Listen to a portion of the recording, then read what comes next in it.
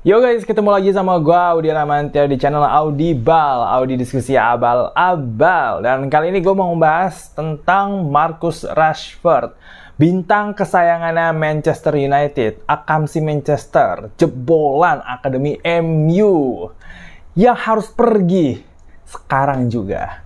Kenapa? Kita bahas langsung aja. Tapi sebelumnya nih, biar kita nggak terlalu tegang dan tidak terjadi perdebatan kusir yang memanas, kita ngopi dulu guys. Oh, ada logonya nih. Bukan sponsor, tapi kalau mau nge-sponsorin, boleh kok ABC. Oke, let's go. Marcus Rashford ya, seperti yang mungkin lu pada tahu ya, untuk fans-fans MU atau fans Liga Inggris, Rashford main nggak terlalu bagus dalam 2 tahun terakhir ini, terutama di 2023-2024. 2022-2023 tuh masih oke lah ya, masih agak mendingan gitu di Premier League, tapi yang musim kemarin tuh nggak banget, asli dia nggak banget ya. Jadi memang kelihatannya Rashford ini nggak cocok bermain di dalam sistem.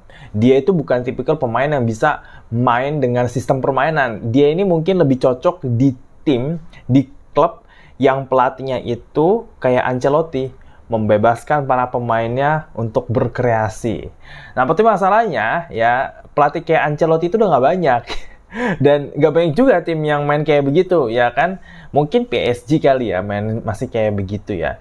Dan mungkin PSG bisa jadi klub yang cocok buat dia. Tapi itu akan gue bahas nanti. Yang jelas, Rashford itu menurut gue harus pergi sekarang juga. Di bursa transfer ini, baik untuk Rashfordnya, baik untuk MU, dan baik untuk timnas Inggris, karena dia kemarin nggak ikut Euro kan. Rashford ini sebenarnya pemain bagus. Dia punya speed, dia punya skill finishing dulu ya, sebelum yang sekarang. Terus ya dia bisa main lebar, dia juga bisa main ke tengah gitu kan. Jadi emang Rashford ini ya tipikal-tipikal kayak Mbappe gitu kan ya, Mbappe atau kayak Vinicius yang andalin speed, penetrasi ke kotak penalti, terus shooting gitu. Rashford tipikalnya kayak begitu. Cuma di 2 musim ini, terutama sejak Erik ten Hag itu ngelatih, Rashford sebenarnya tuh kayak gimana ya, naik turun sih gitu kan. Dia nggak menurun banget, tapi naik turun dan cenderung menurun gitu kan. Kenapa bisa bilang kayak gitu? Yang paling deket deh, match kemarin ya, lawan Manchester City di Community Shield.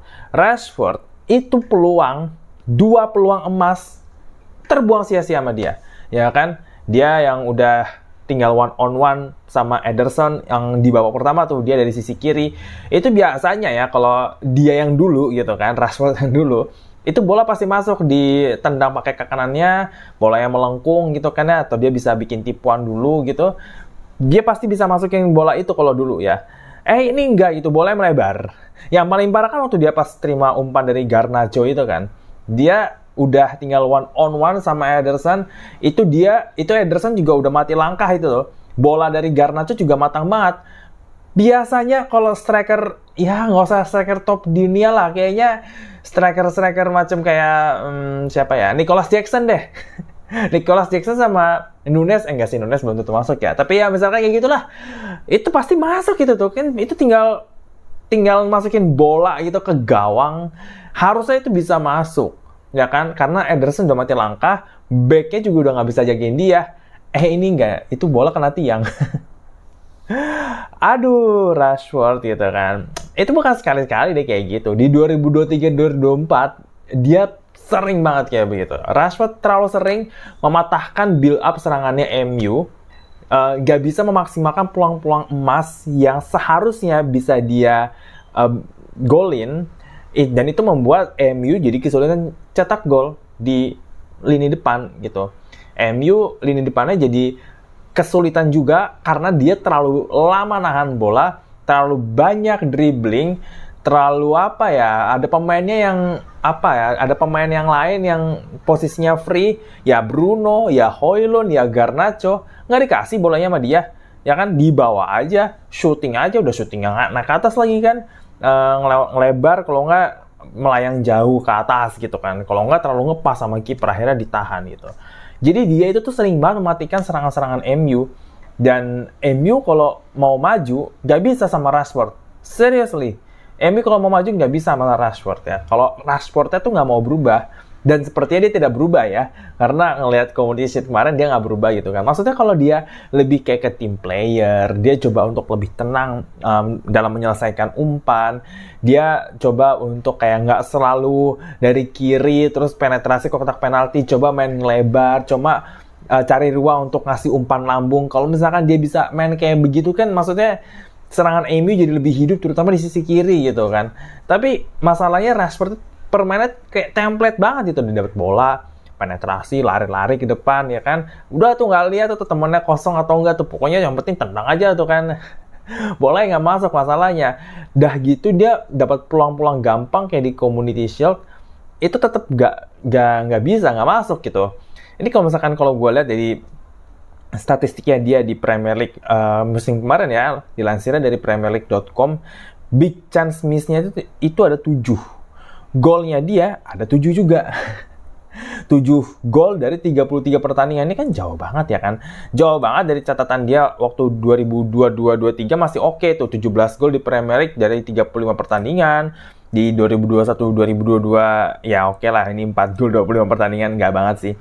Kalau 2020-2021 masih ada 11 gol 37. Ya ini kan waktu dia masih agak muda ya. Cuma maksudnya kayak kemarin itu tuh yang dia 7 gol 33 pertandingan, dan golnya itu tuh ya conversion rate-nya dia untuk menjadi poin pun juga nggak banyak gitu. Karena waktu dia cetak gol keren ke gawang Manchester City ya ujung-ujungnya MU kalah juga kan. Dan dia bisa kehilangan peluang emas itu juga kan waktu dia one on one tuh sama Ederson, pas yang dia bawa bola, bolanya ketinggalan di belakang dia gitu kan. Kok bisa gitu kan, dia dribbling bola terus bolanya ketinggalan di belakang dia gitu kan. Padahal dia udah tinggal lari aja tuh kan, tinggal lari masukin bola selesai gitu kan. MU definitely bisa menangin pertandingan Community Shield dan pertandingan Premier League yang hari itu lawan Manchester City di kandangnya Manchester City tuh. Itu bisa aja MU menang. Tapi gimana lu kalau pemain depannya tuh egois, dapat peluang bagus nggak masuk gitu kan. Udah gitu matahin build up serangan tim lo gitu kan. Itu Ten Hag mau apa lagi gitu kan. Jadi menurut gua Rashford mumpung masih harganya bagus, bisa dia dijual 50-60 juta tuh masih dapet lah menurut gua. Rashford itu lah dijual gitu ke PSG kan. Katanya sih PSG sempat diisukan mau Rashford, tapi kan belum ada lagi rumornya kan. Malah sih PSG ngincar Sancho, katanya sih gitu ya. Cuma ini kan masih rumor-rumor lah ya gitu. Kalau si Romano belum bilang ada interest ini segala macem, ya belum jadi gitu.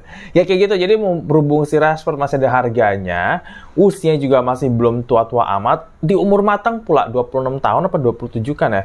20 berapa dia ya? Ya pokoknya sekitar 26-27 ya umurnya dia. Itu masih bagus gitu untuk dijual tuh, itu masih harga oke. 26 tahun dia.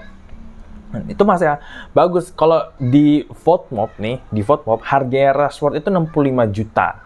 Jadi kalau misalkan Rashford dijual 65 atau 70 atau 60 lah, MU masih untung dan bisa beli pemain lain yang lebih bagus bandingin Rashford gitu, yang bisa ngasih nilai tambah, yang bisa bermain di dalam sistem, yang bisa menyelesaikan umpan-umpan ataupun bantu untuk build up serangan, turun ke bawah untuk bantu pertahanan. MU masih bisa nyari pemain kayak begitu mumpung bursa transfer masih buka sampai awal September nanti.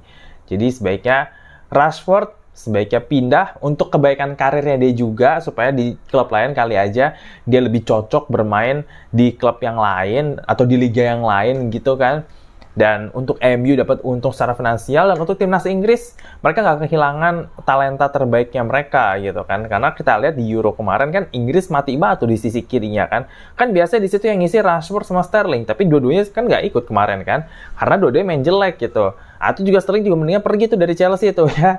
Soalnya mereka baru beli Pedro Neto sama mau ngincar Joe Felix itu. Ya, itu nanti kita bahas lah ya.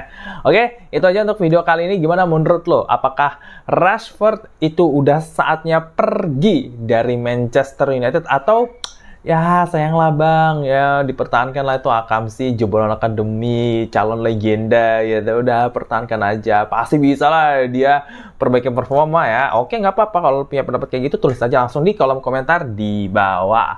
Itu aja dari gua. Jangan lupa untuk like video ini kalau suka video ini, terus juga share ke teman-teman lo di grup WhatsApp, grup Telegram, media sosial, pokoknya share aja semuanya ke tempat lain untuk kita berdiskusi soal sepak bola. Dan jangan lupa untuk subscribe, nyalakan loncengnya supaya lo dapat notifikasi kalau gua update video baru. Dan kita ketemu lagi di video selanjutnya. Bye-bye.